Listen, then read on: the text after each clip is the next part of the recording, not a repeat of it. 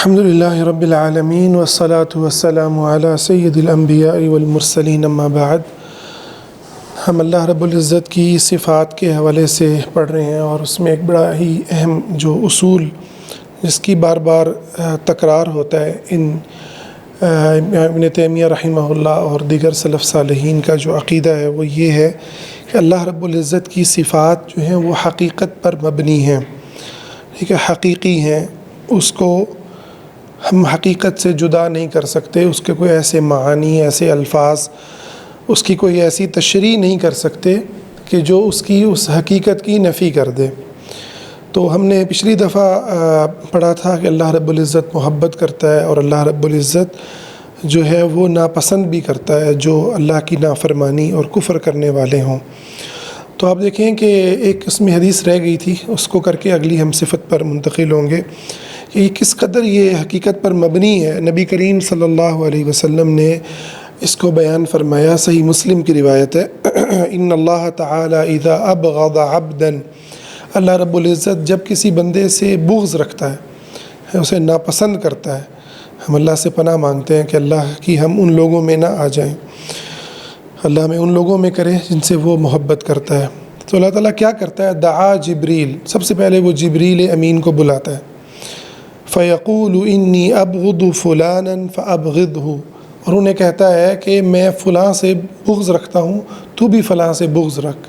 پھر جبریل امین فرشتوں تک جاتے ہیں اور فرشتوں کو بتاتے ہیں کہ اللہ رب العزت فلاں سے بغض رکھتا ہے اور تم بھی فلاں سے بغض رکھو۔ پھر دنیا کی ہر چیز کے اندر اس کی جو نفرت اور بغض ہے وہ رکھ دیا جاتا ہے۔ حدیث کا مفہوم ہے، آخری جو الفاظ ہیں، پھر ہر چیز اس سے نفرت کرتی ہے، جبکہ جس سے اللہ محبت کرتا ہے اس کے بارے میں بھی بالکل یہی بیان ہوا کہ جبریل امین کو اللہ بلاتا ہے اور کہتا ہے میں فلاں سے محبت کرتا ہوں، تم بھی اس سے محبت کرو، اور پھر وہ سارے فرشتوں کو بتاتے ہیں، اور پھر آسمان اور زمین والے سب کے سب اس سے محبت کرتے ہیں، حتیٰ کہ فرمایا کہ عالم کے لیے جو مچھلیاں ہیں، علماء حق کے لیے جو مچھلیاں ہیں وہ سمندر کے اندر دعا کرتی ہیں، سمندر کے اندر دعا کرتی ہیں۔ تو یہ ایک بہت بڑا مقام ہے، اور اللہ رب العزت کے بارے میں جو اہل سنت کا عقیدہ ہے وہ کتنا زیادہ ہمارے دلوں کو نرم کرتا ہے، اللہ کے ساتھ جوڑتا ہے، اس حدیث سے آپ دیکھ لیجئے۔ اچھا، اگلی جو صفت ہم پڑھنے لگے ہیں وہ ہے اللہ تعالیٰ کے آنے کا ذکر، اللہ تعالیٰ کا آنا، صفت المجیء والاتیان، کہ اللہ رب العزت آئے گا۔ اس سے پہلے کہ ہم یہ صفت کو پڑھیں، آپ دیکھیں کہ مخلوق کے اندر بھی یہ ایک بڑا ہی جو ہے نا، یہ کسی پہ اعتماد، توکل کرنے کا ایک بڑا زبردست یہ ایک ٹول ہوتا ہے۔ بچے کی جب لڑائی ہو جائے باہر، ٹھیک ہے، تو وہ اسے یقین ہوتا ہے کہ میرا باپ جو ہے نا وہ آئے گا، ہے نا، جن کا نہیں آتا تو پھر آپ کو پتہ ہے وہاں پھر سائیکولوجیکل ایشوز پیدا ہوتے ہیں اور بہت سارے مسائل پیدا ہوتے ہیں۔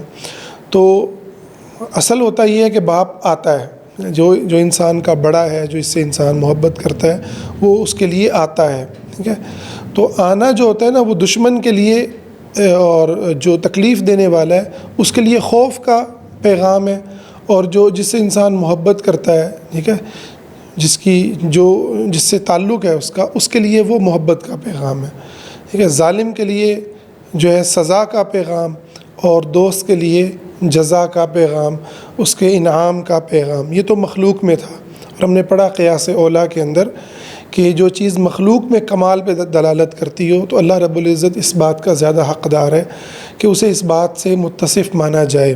تو اللہ تعالیٰ نے اس کو خود قرآن کریم کے اندر ذکر فرمایا، هل ينظرون الا ان يأتيهم الله فی ظلل من الغمام والملائکۃ وقضی الامر وإلی اللہ ترجع الامور، کیا یہ انتظار کر رہے ہیں اس بات کا کہ اللہ رب العزت ان کے پاس آئے، ٹھیک ہے، اور کیسے آئے؟ فی ظلل من الغمام، جو بادل ہیں ان کے ساتھ آئے۔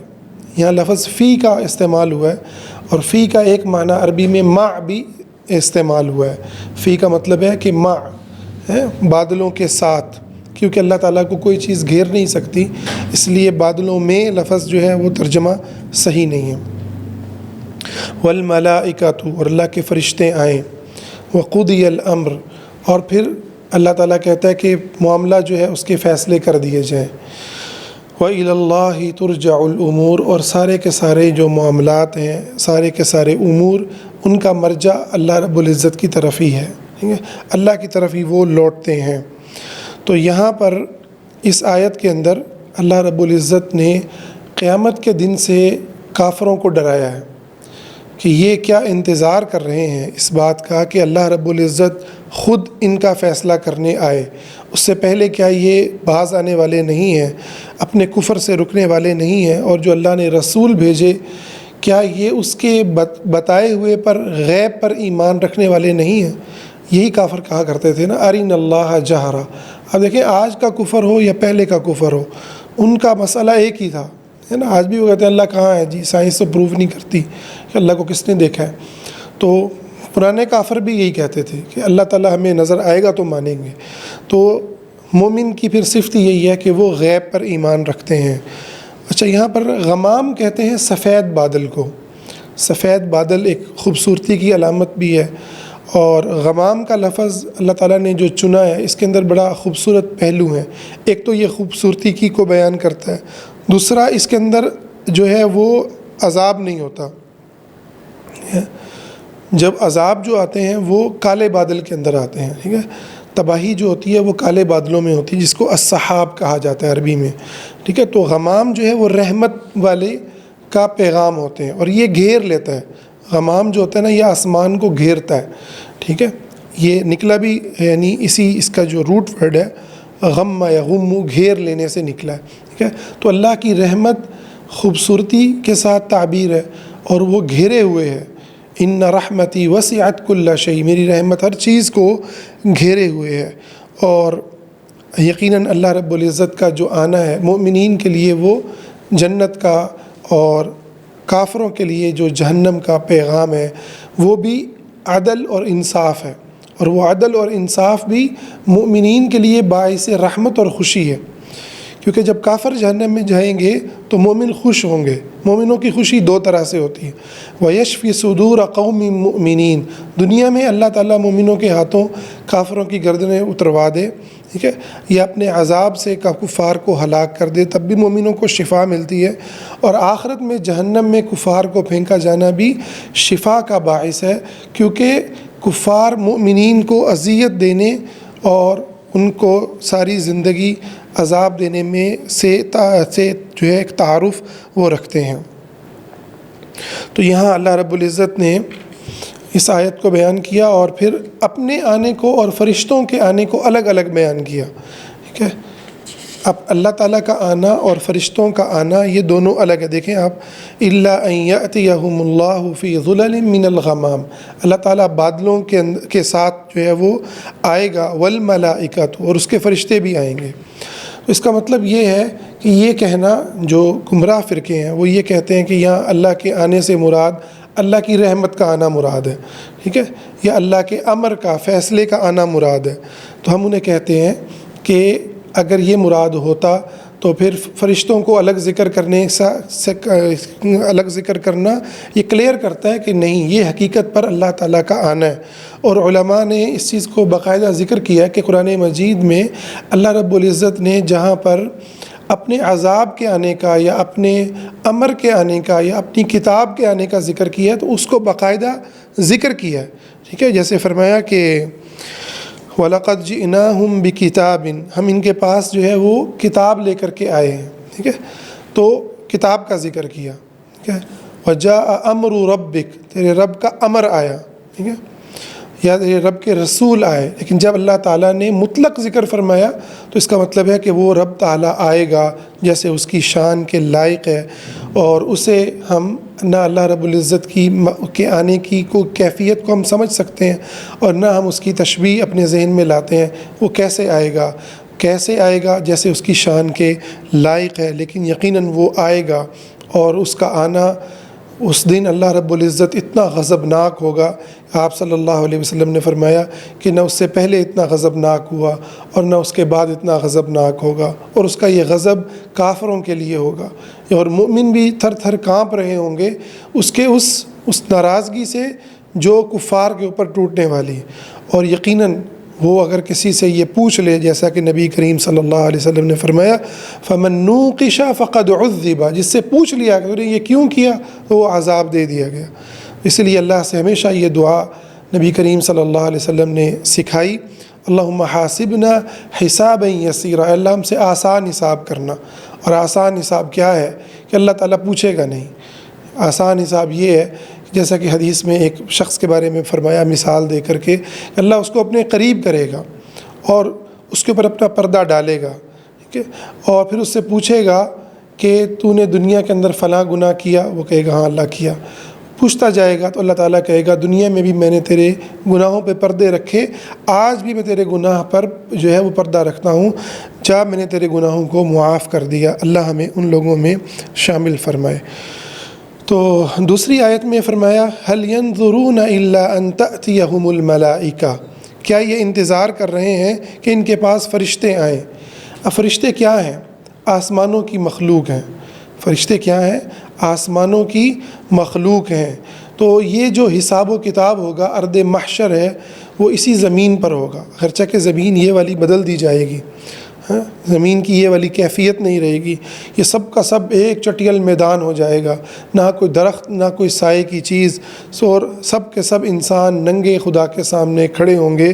ارض شام کے اندر ارض محشر ہوگی، اور ساری زمین سے انسانوں کو جو اول تا آخر انسان مرے انہیں قبروں سے اٹھایا جائے گا، اور انہیں آگ ایک ہانکے گی۔ ہمیں ایک آگ ہوگی، جہاں وہ رکیں گے وہ آگ رک جائے گی، اور جب وہ چلیں گے تو وہ آگ انہیں ہانکے گی اور انہیں ارض محشر کی طرف لے کر کے جائے گی۔ اور وہاں پھر اس آیت میں پہلے فرشتوں کا آنا ذکر کیا کہ کیا یہ انتظار کر رہے ہیں کہ ان کے پاس فرشتے آئیں، او یأتی ربک، یا تیرا رب آئے، کہ اللہ رب العزت آئے، او یأتی بعض آیات ربک، یا تیرے رب کی بعض آیات آئیں۔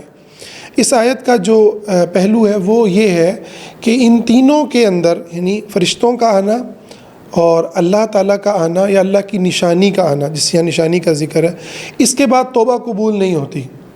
فرشتوں کا آنا کیا ہے کہ جب وہ موت کے لیے جان نکالنے کے لیے آتے ہیں، جیسے فرمایا وَلَوْ تَرَىٰ إِذْ يَتَوَفَّى الَّذِينَ كَفَرُوا، کاش کہ آپ دیکھیں وہ منظر کہ جب کافروں کو فرشتے فوت کرنے کے لیے آتے ہیں، يَضْرِبُونَ وُجُوهَهُمْ وَأَدْبَارَهُمْ، ان کے چہروں کو اور پیٹھوں کو مارتے ہیں، وَذُوقُوا عَذَابَ الْحَرِيقِ، اور انہیں خوشخبری دیتے ہیں دردناک عذاب کی، کہتے ہیں کہ چکھو عذاب کا مزہ، دردناک عذاب کا۔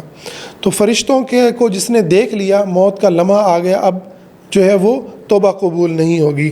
اور اللہ تعالیٰ کا آنا قیامت کے دن ہوگا تو اس دن بھی ایمان فائدہ نہ دے گا۔ اور اللہ کی جو نشانی ہے تو اس کی تشریح میں علماء کہتے ہیں کہ نبی کریم صلی اللہ علیہ وسلم کی یہ جو حدیث ہے کہ لا تقوم الساعہ، قیامت قائم نہیں ہوگی حتی تطلع الشمس من مغربها، یہاں تک کہ سورج اپنی مغرب سے نکلے۔ تو اس زمین کا، یہ جو زمین خلا کے اندر گھوم رہی ہے اور جس سولر سسٹم کے اندر یہ زمین چل رہی ہے، ایک وقت آئے گا کہ یہ اللہ رب العزت اس کی جو حرکت ہے اس کو بدل دے گا، ٹھیک ہے، اور کچھ ایسا بڑا کچھ ہوگا۔ اس لیے میں جب بھی ناسا کی اور یہ جیمز ویب کی اور جب بھی ان پکچرز کو ہم دیکھتے ہیں تو مومن کا جو دل ہے نا وہ کانپ جاتا ہے کہ یہ کائنات میں کیا ہے جو اللہ رب العزت چلا رہا ہے، ٹھیک ہے، کیا نظام ہے اس کا، ٹھیک ہے۔ اور کافر جو ہیں وہ کتنے سنگ دل ہیں کہ اتنی بڑی کائنات اور اس کے منظم نظام کو، اور اس کے اندر ایک ایک جو ہے وہ منٹ اور سیکنڈ کے حساب سے جو چیزیں طے شدہ ہیں کہ سورج کو نکلنا ہے اتنے سیکنڈ اور اتنے منٹ پہ نکلنا ہے، غروب ہونا ہے اتنے منٹ اور سیکنڈ پر ہونا ہے، ایک ایک چیز کو دیکھ کر بھی وہ اللہ پر ایمان نہیں لاتے۔ تو یہ بہت بڑی نشانی ہے کہ اس دن پھر کسی کا ایمان، یعنی سائنس کو، جب آپ نے سائنس سے اللہ تعالیٰ کو جان لیا نا، پھر آپ کا ایمان اللہ کے یہاں قبول نہیں ہوگا۔ امتحان ہی یہ ہے کہ آپ کا جو ایمان ہے وہ براستہ سائنس نہ ہو۔ سائنس کیا ہے کہ آپ اس کو مشاہدہ کر لو، غیب نہ رہے، جب وہ غیب نہ رہے تو وہ سائنس بن جاتا ہے۔ تو اللہ پر ایمان جو ہے نا وہ سائنس کے راستے نہیں ہے، ٹھیک ہے۔ ہاں سائنس کے راستے اللہ پر ایمان میں تقویت ملتی ہے، آپ کو شواہد ملتے ہیں، آپ کو بہت کچھ نظر آتا ہے۔ اگر کوئی نان مسلم ہے اور ٹیسٹ کر کے اسلام تک پہنچ جاتا ہے، تو اس میں کس کیٹیگری؟ ہاں، یہ آپ کی بہت اچھا سوال آپ نے کیا. کوئی سائنس کو کے ذریعے اللہ تک پہنچ جائے، ٹھیک ہے. سائنس تک اللہ تک پہنچنا جو ہے یہ بھی غیب پر ایمان ہی ہے، کیونکہ وہ اللہ تعالیٰ کی آیات کو دیکھ رہا ہے، اور وہ آیات اللہ تعالیٰ نے دنیا میں ہر انسان کو بھی دکھائی ہیں. ہاں، جو سائنس کو جتنا زیادہ جانتا ہے بیسیکلی وہ اللہ کی آیات میں اتنی ڈیپتھ میں جا رہا ہے، ٹھیک ہے. تو اللہ کی آیات کو دیکھنے کا مطلب یہ نہیں ہے کہ آپ نے اللہ پر جو ایمان ہے وہ یعنی مشاہدے کے ذریعے لائیں. جب ہم یہ کہہ رہے ہیں نا کہ اللہ پر ایمان سائنس کے ذریعے لانا ناقابل قبول ہے، اس کا مطلب یہ ہے کہ آپ کہتے ہیں کہ میں اللہ کو اپنی آنکھوں سے کھلی دیکھوں گا تو مانوں گا، ٹھیک ہے. تو ہاں، البتہ اگر اللہ کی آیات جو سائنس کا علم اس لحاظ سے بڑا مبارک اور اللہ تعالیٰ کا علم ہے. اصل میں تو اللہ کے علم کو ہم دریافت کرتے ہیں جس کے ذریعے ہم اللہ کی آیات کو پہچانتے ہیں، تو یہ مراد ہے اصل کے اندر. تو ایمان اصل میں اللہ پر جب بھی ہوگا غیب کے ذریعے ہی ہوگا، ٹھیک ہے. ہاں، اس کی آیات کے ذریعے آپ کو علامات بہت ملیں گی، اور اس کا اللہ نے خود بھی قرآن میں ہمیں ذکر کیا، وَفِي أَنفُسِكُمْ أَفَلَا تُبْصِرُونَ، کیا تم اپنی جانوں میں نہیں دیکھتے؟ افلا ينظرون الى الابل كيف خلقت، اونٹوں میں، جانوروں میں نہیں دیکھتے. یہ سب سائنس کو ایکسپلور کرنے کی دعوت ہے، ٹھیک ہے. وَإِلَى السَّمَاءِ كَيْفَ رُفِعَتْ، آسمان کو نہیں دیکھتے. تو آسمان کو دیکھنا یقیناً اللہ پر ایمان لانے کی بہت بڑی دلیل ہے. اس لحاظ سے ہم نیچر سے جتنا دور ہوتے ہیں ہم اللہ کے پر تقوی اور اللہ پر ہمارا جو ایمان ہے اس سے اتنا دور ہوتے ہیں، اور جتنا ہم نیچر کو، خدا تعالیٰ کی بنائی کائنات کے قریب ہوتے ہیں اتنا ہمارے دل میں اللہ کی عظمت جو ہے وہ بڑھتی ہے. اچھا، اس سے اگلی آیت میں اللہ تعالیٰ نے، اب یہ مختلف آیات ہیں، دیکھیں آپ جو مختلف جگہوں پر اللہ تعالیٰ نے قرآن مجید میں بیان فرمایا کَلَّا اِذَا دُکَّتِ الْأَرْضُ دَکًّا دَکًّا، جب اس زمین کو توڑ دیا جائے گا، ریزہ ریزہ کر دیا جائے گا. تو اللہ کا آنا جو ہے نا، یعنی قیامت کا جو دن ہے نا، وہ اس زمین کی تباہی پر مبنی ہے. اس میں یہ پیغام بھی ہے کہ آپ اگر چاہتے ہیں کہ قیامت اور عذاب، وہ تو اللہ تعالیٰ نے جو وقت لکھا ہے وہ آنا ہے. اگر آپ چاہتے ہیں کہ تباہی نہ ہو اس زمین کی تو آپ اس زمین کو آباد کریں. نبی کریم صلی اللہ علیہ وسلم کی اس حوالے سے حدیث ہے جو صحیح سند سے مروی ہے. آپ نے فرمایا کہ تمہیں اگر لگتا ہے کہ ابھی تمہاری موت کا وقت قریب ہے یا قیامت جو ہے تمہارے قریب ہے اور تمہارے ہاتھ میں ایک بیج ہے تو اس کو بھی زمین میں بو دو. یہ اشارہ ہے اس بات کی طرف بھی کہ اس زمین کے اندر شجر کاری جو ہے وہ اس زمین کی آباد کاری ہے، وہ اس کا تحفظ ہے، ٹھیک ہے.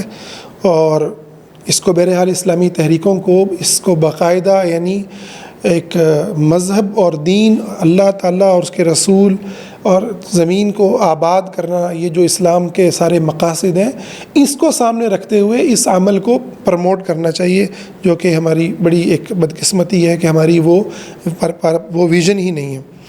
تو فرمایا جب یہ زمین کو توڑ دیا جائے گا، اور یہ قیامت کا منظر ہے، ٹھیک ہے، کہ اس کو ریزہ ریزہ کر دیا جائے گا. وَجَاءَ رَبُّكَ وَالْمَلَكُ صَفًّا صَفًّا، اور تیرا رب آئے گا اور فرشتے کھڑے ہوں گے صف در صف، صفوں کے اندر اللہ کے سامنے کھڑے ہوں گے.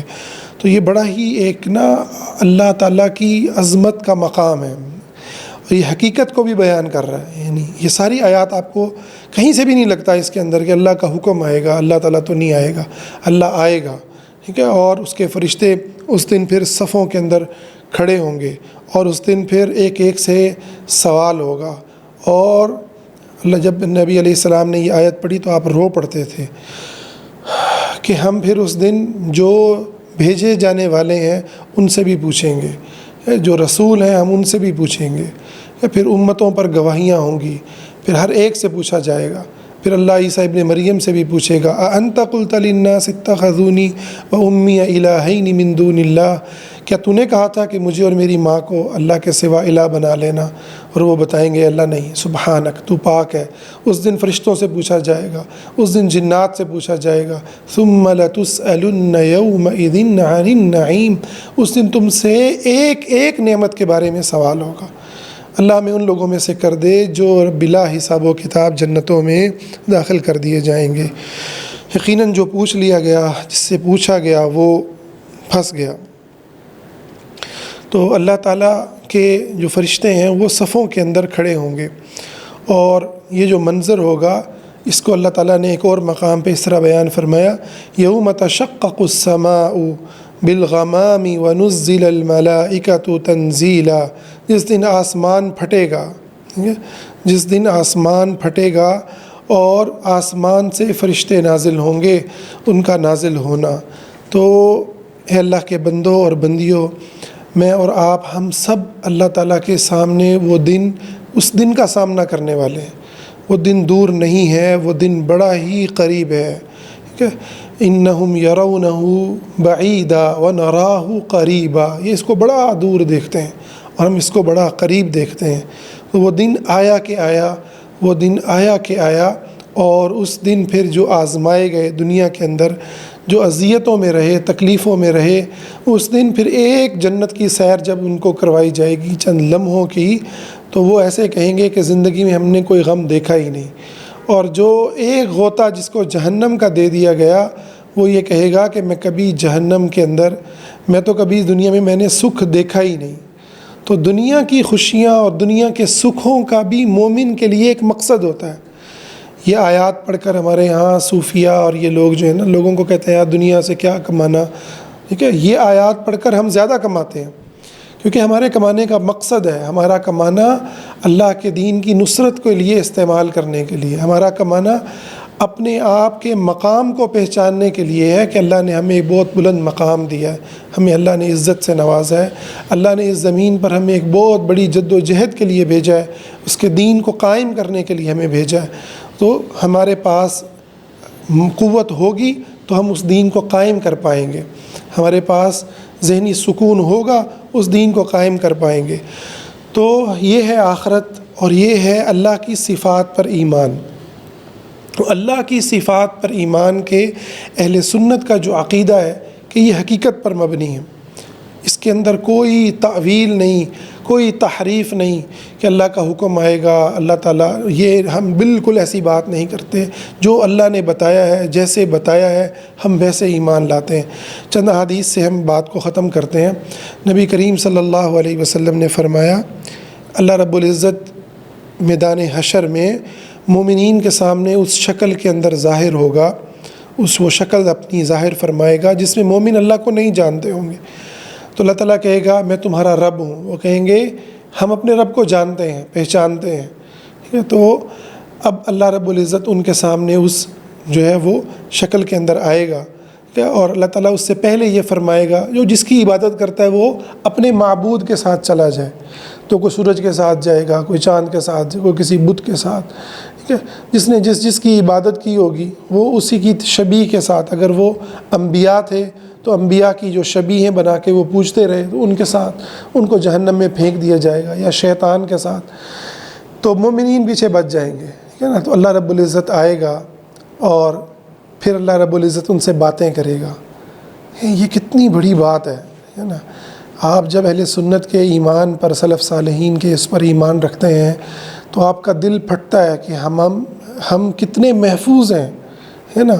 یعنی دنیا کائنات میں اگر خوف کا سب سے بڑا عالم ہوگا نا تو وہ قیامت کے دن کا عالم ہوگا، ٹھیک ہے۔ سب سے بڑی بھوک ہوگی،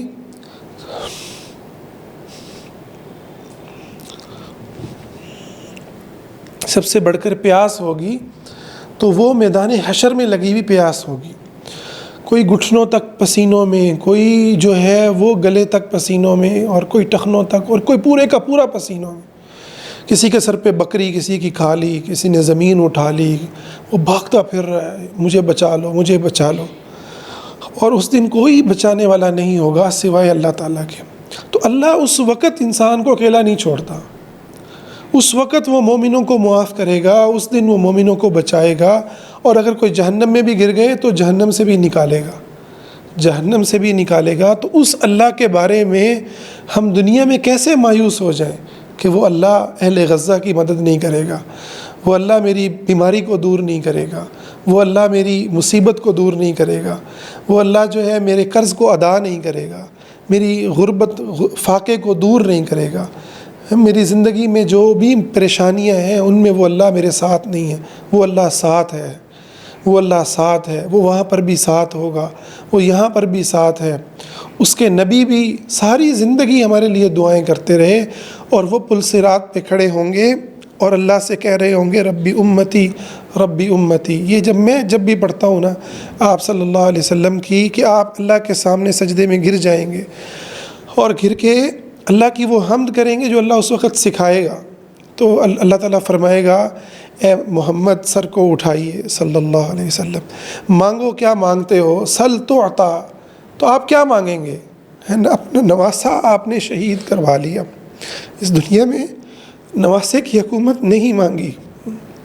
حسین شہید ہو گئے کربلا کے اندر اور خواب آئی حضرت ابن عباس کو, کہتے ہیں کہ میں نے حضور کو دیکھا, آپ کے ہاتھ میں ایک بوتل ہے اور اس کے اندر خون جمع کر رہے ہیں اور چہرہ غبر آلود ہے, اور کہتے ہیں کہ یہ حسین اور اس کے ساتھیوں کا خون ہے. تو اللہ سے کیا مانگا, اس وقت بھی کیا مانگیں گے, ربی امتی ربی امتی. آپ نے خود بیان فرمایا, نبی کریم صلی اللہ علیہ وسلم نے فرمایا ہر نبی نے اللہ سے اپنی دعا مانگ لی, ہر نبی کو اللہ نے ایک دعا کا اختیار دیا, ہر نبی نے مانگ لی. حضرت سلیمان نے بادشاہت مانگی, اے اللہ بادشاہت عطا فرما. فرمایا میں نے اپنی دعا نہیں مانگی, میں اپنی دعا قیامت کے دن مانگوں گا اور اپنی امت کے لیے مانگوں گا, اپنی امت کے لیے مانگوں گا ربی امتی ربی امتی. یہ اللہ سے دعا کریں گے ہر لمحے, آپ نے دنیا میں بھی کی, آخرت میں بھی کریں گے. اللہ سے دعا ہے اللہ ہمیں اپنی صفات پر صحیح ایمان نصیب فرمائے, اپنی محبتوں سے ہمارے دل کو بھر دے, اور آخرت کی ان ہولناکیوں میں, موت کے لمحات میں, قبر کی تنہائیوں میں اللہ ہمیں ہر طرح کی اذیت سے, تکلیف سے محفوظ فرمائے. آمین یا رب العالمین.